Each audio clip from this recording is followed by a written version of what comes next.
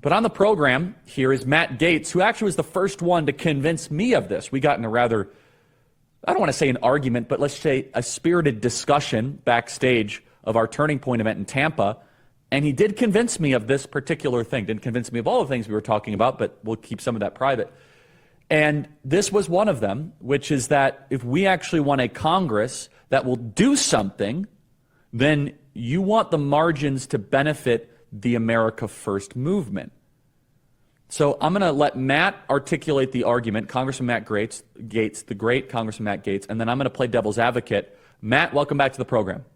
Oh, thanks so much for having me, Charlie. And I always enjoy our spirited discussions, especially in the rare case that I'm able to change your mind on something. I know you changed my mind about a lot of stuff. So the Dobbs decision, definitely going to result in more life being protected and definitely going to result in a smaller Republican majority in the House of Representatives. And while every politician would love to win every election in every circumstance, and I'm no exception to that, the impact of the Dobbs decision in both of those cases may end up being good for the country.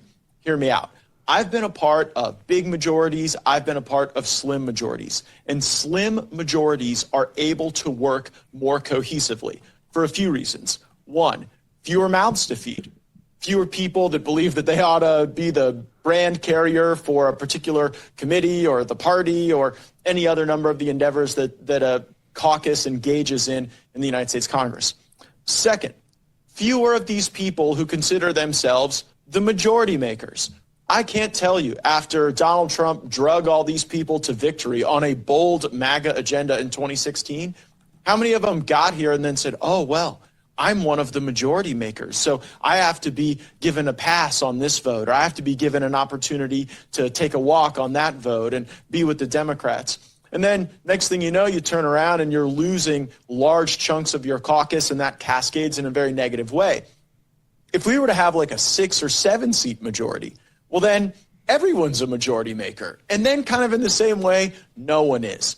And it becomes harder to swim away from the school, right? If you get a larger group, it is more subject to cleavages and factions within the caucus. If you have a very slim majority, it forces you to work as a team. It forces you to understand that you can't do things that are going to drive away a substantial portion of the people that you need to be able to get a bill passed. And look no further than Joe Manchin, right? Like, for all of the independence and bluster that we got from him early on, I mean, Joe Manchin came home to the Democrats because as the one guy swimming away from the school, he was beat so hard there's not enough relief factor on the planet Earth to have kind of resolved his political pains. And so he came back to the Democrats and gave them their disastrous reconciliation bill. So there's a few of the arguments why I think we could actually get more done. Also, we've got proof of concept before.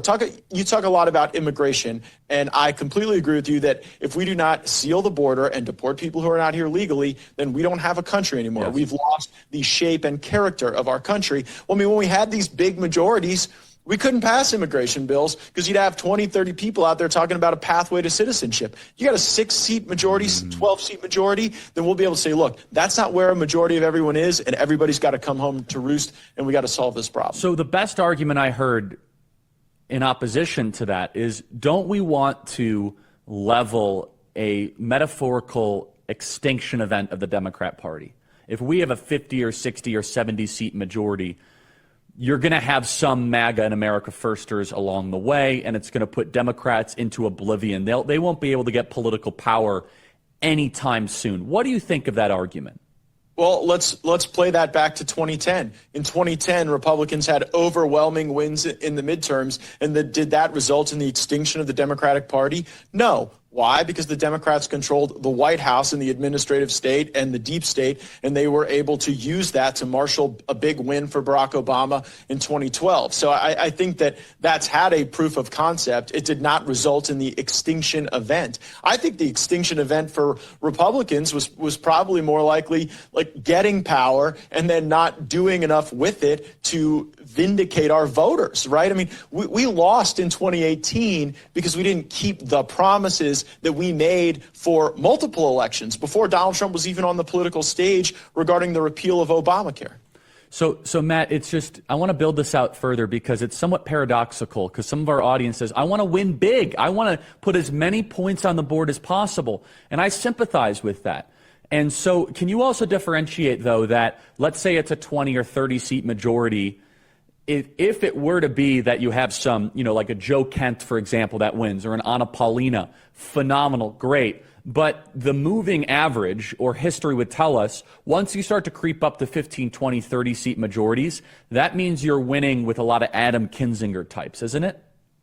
I do believe that a small majority would be more ideologically MAGA because a greater percentage of that majority would come from districts that are demanding an adherence to the America First agenda. And undeniably, we have great MAGA candidates in toss-up districts in New Hampshire. Caroline Leavitt, certainly very proud of her for that great win. And that's one of those seats that's on the bubble, and we want her in Congress. But if you have a majority that is, 40 seats, that 50 seats, like some were even potentially predicting before the Dobbs decision, well, then I think that you're far more likely to have the win, the sugar high of the win on election day, but then the consistent disappointment of policy losses. Yeah, I want to win more than anybody. I think that's I smart. want to win with policy. I don't want to win by patting ourselves on the back for having a good election night. So let me ask you this, though, Matt. What happens? Someone sent us a great email here. Joe did, freedom@charliekirk.com. He said, I'm tracking with you, but let's say we have an 8-seat majority. What happens if 6 or 7 become like Mitt Romney? Do we really have an 8-seat majority, right? Don't you want a little bit more flex in the joints? I mean, again, who could know predicting numbers, but what would be the counter argument to that? Well, I mean, Joe Manchin is the Democrats' Mitt Romney, and he eventually came home, because the pressure of being, 1 or 2 out there harming the rest of the body becomes overwhelming after a certain point in time. So, yeah, maybe not a 1 or 2 or a 3-seat majority. Maybe that would be a little too tight for that reason. But I do believe that you have a greater influence on the sort of Mitt Romney faction, the smaller they are. If you have a larger majority and you had an Adam Kinzinger archetype wanting to lead them in the House Republican Conference, if there's like 2, 3, 4 of them, well, it becomes a lot harder for them to get attention and critical mass than if there are 12, 15, 20 of them. So someone says this, they said, a supermajority is the only way to go. Matt's old argument doesn't work, as Trump and the MAGA movement didn't exist in 2010. Your thoughts? So I want to just pause with this because we have to take a break. But I think there's a different wrinkle to this argument you haven't touched on, Matt, which is who does leadership listen to? So if there is a 40 or 50 or 60 seat majority, by definition, you've diluted the pool of the voice of Freedom Caucus Gaetz, Marjorie Taylor Greene, Anna Paulina types, and the voice would be fractionally less. And you just have to look at this mathematically, that there's only so many Matt Gaetzes and Marjorie Taylor Greenes. There's just so many of them. And when you increase the pool too much, right, we don't want to be in the minority, we want to be in the majority, then leadership doesn't have to take your complaints seriously, doesn't have to take any of your demands seriously. I want to get your thoughts after the break. Just chew on that. We're talking about a very provocative thing, which is it better for the MAGA movement? Is it better for the Republican movement to win a nice majority, a 15, 20 seat majority, or is it better for us to blow it out of the water? And the second question is, are we dampening our enthusiasm and lowering our base's likelihood to vote, donate, and show up that might impact the Senate? So I want Matt Gaetz's thoughts on that. Okay, Matt, people say that, hey, we need to win by as much as we can. Talk about leadership elections, Matt. Obviously, you're being inadequately persuasive so far, so continue. It's, I guess, a terrain I'm somewhat familiar with. To those who are saying we want big wins no matter what, we want a 40, 50 seat majority, let me start by telling you, you're not going to get one. The Dobbs decision is going to result in a smaller Republican majority than people were anticipating previously. And so the media, predictably, will go out and say, well, the red wave was deflated, defeated, Joe Biden is truly empowered, embrace dark Brandon. When the reality is we could get exactly what we need in a tighter, firmer, more effective fighting force. And what people have to focus on, rather than just the size of an illusory majority, like what? If you add me at like 12 more, 17 more Adam Kinzingers, do you think I'm stronger just because of the volume of the number of them? No, that's absolutely false. You have to look at the MAGA coefficient. And there's a possibility that a smaller majority could have a higher MAGA coefficient so that we actually win on policy. And to the people that say that we sound like Mitch McConnell, they need to listen to Mitch McConnell more, because it's Mitch McConnell who publicly and I would say shamefully admits that the only thing that matters to him is electability. That's it, electability. Because all they care about are titles and power. And that's what brings us to the leadership elections. I do believe that this is a very dynamic process. You know, I've had in the last 48 hours more members call me to say they're running for whip or conference chair, different things, and that is premature. We need to focus on the midterms. We need to win the midterms. We need to get the majority, and then we should only embark on leadership selections when we see the size of that majority, because frankly, how could you even vote for a leader without knowing the shape and contours and membership of the body? Because that's the body that leader would have to serve. So it's premature to suggest that McCarthy would certainly be speaker, or Scalise would certainly be leader, or anyone else would be in any other position. There's a lot of ground left to go between now and then. Is it, if there was a major majority, let's say 40 or 50 seats, hypothetically, which I do actually disagree. I think it's possible. I think anything could happen with what's happening. But let's say that happens.